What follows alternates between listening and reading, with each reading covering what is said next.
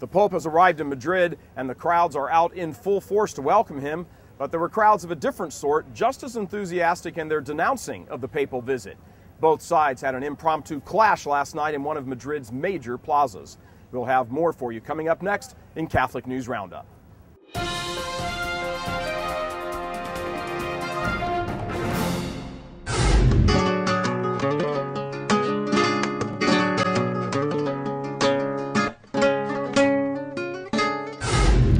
Hello everyone and welcome to this edition of Catholic News Roundup. I'm Matthew McAuliffe. As you just heard from Michael Voris, who is in Madrid for World Youth Day coverage with our team from RealCatholicTV.com, the Pope has arrived amid throngs of wild support and equally loud detractors. Michael is standing by now in Madrid and has some on-the-ground news for us. Michael, so how are the events unfolding? Hello, Matthew. Well, the Pope arrived in Madrid right about noon today at the airport, and there were hundreds of thousands of people lined up at security checkpoints here, as you can see behind me, all around the city center to welcome the Vicar of Christ later this evening. Madrid has been a scene of obvious contrast this week as pilgrims here for spiritual fulfillment walk around in the city strewn with highly suggestive billboards and window displays, mixed in with Catholic artwork and signs of the formerly Catholic culture everywhere. Last night, on the eve of the Pope's arrival, there was another glaring contrast. In the Puerta del Sol, a major plaza in Madrid, atheists and socialists opposed to the Pope's visit staged a major protest.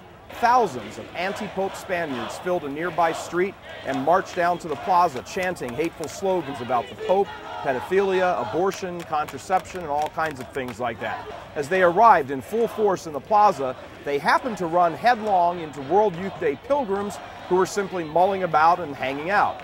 Once it became clear that the raucous demonstration was anti-Pope, the World Youth Day pilgrims formed a spontaneous counter-demonstration and started chanting their support of the Pope.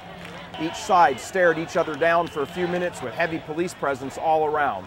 While nothing physical happened as far as we could see, the atheist crowd repeatedly used obscene gestures and yelled obscenities at the Catholic crowd.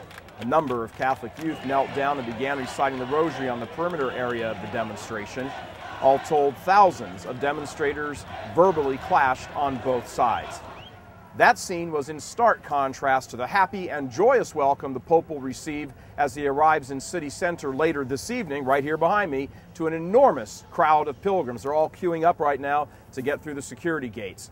The flood of pilgrims who have come to Madrid have been more than enthusiastic and excited about seeing the Pope and have begun rallying around the Holy Father in the midst of the protest. As you can see, Matt, wherever the truth is proclaimed, the forces of good and evil are sure to clash. Mike, reports were that the protest was related to the costs involved in having the Pope come to Madrid. Are those reports accurate?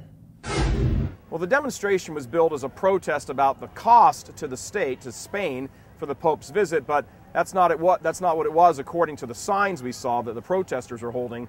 The front banner was about the economics, but every other sign, and there were dozens of them, were attacking the Church's moral teachings with regard to sexual ethics. So in the end, it may have been billed as something about the cost of the trip, but it was really about the Church's teaching. Also, Mike, the first of the RealCatholicTV.com's No Bull in Madrid talks happened last night. How did that go?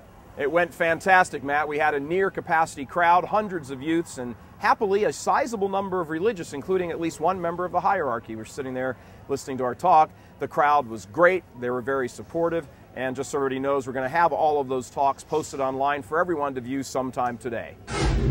Thanks, Mike. Stay with us all week for all of Michael's and the team's coverage from Madrid. His Vortex today deals with that protest from last night in Madrid and the bigger issues surrounding it. We'll be back in just a few seconds with other news.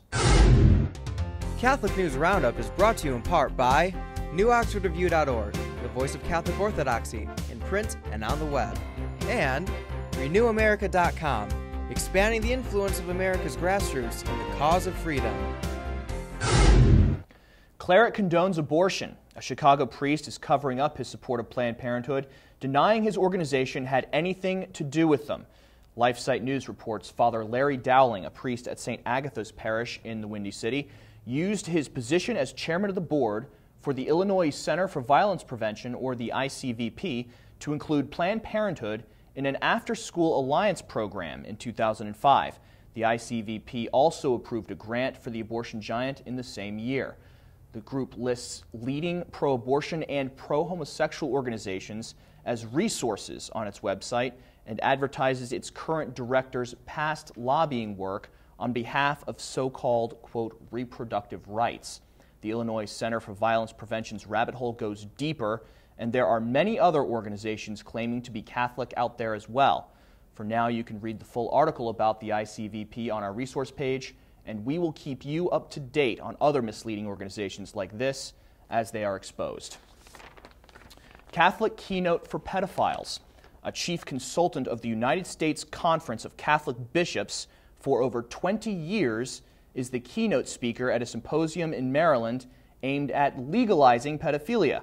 Dr. Fred Berlin, director of the Sexual Behavior Consultation Unit at Johns Hopkins University, is cited in a 2008 deposition of former Milwaukee Archbishop Rembert Weekland as urging bishops not to remove pedophile priests from the priesthood in the mid-'80s.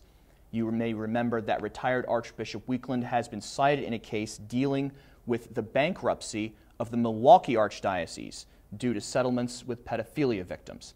The event was put together by a group called Before You Act and seeks specifically to remove pedophilia from the American Psychological Association's Manual of Mental Disorders, which is scheduled to be revised in 2013.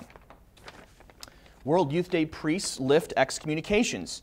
Priest confessors at World Youth Day have been given permission to lift the ban of excommunication if penitents confess the sin of abortion. Vatican spokesman Father Federico Lombardi says normally only bishops and certain priests have the power to forgive the sin of abortion, but the Cardinal Archbishop of Madrid has given this power to all priests hearing confessions at the international event. As many as 1 out of every 5 pregnancies in Spain end in abortion, and pro-life leaders called Madrid the Mecca of abortion since the number of abortions per year grew from 51,000 in 1997 to over 120,000 in 2010. I'm Matthew McAuliffe. Thanks for tuning in. Be sure and tune in tomorrow for your daily dose of Catholic News Roundup right here on RealCatholicTV.com. And to close the show, Mike is here with more of what we can expect from his coverage of World Youth Day. Mike, what's coming up tomorrow?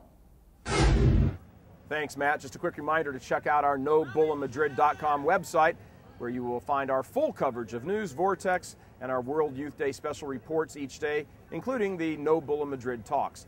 Today's topic for our feature is a look at one of the most controversial groups in the church today, which began right here in Spain. God bless you. We'll see you tomorrow.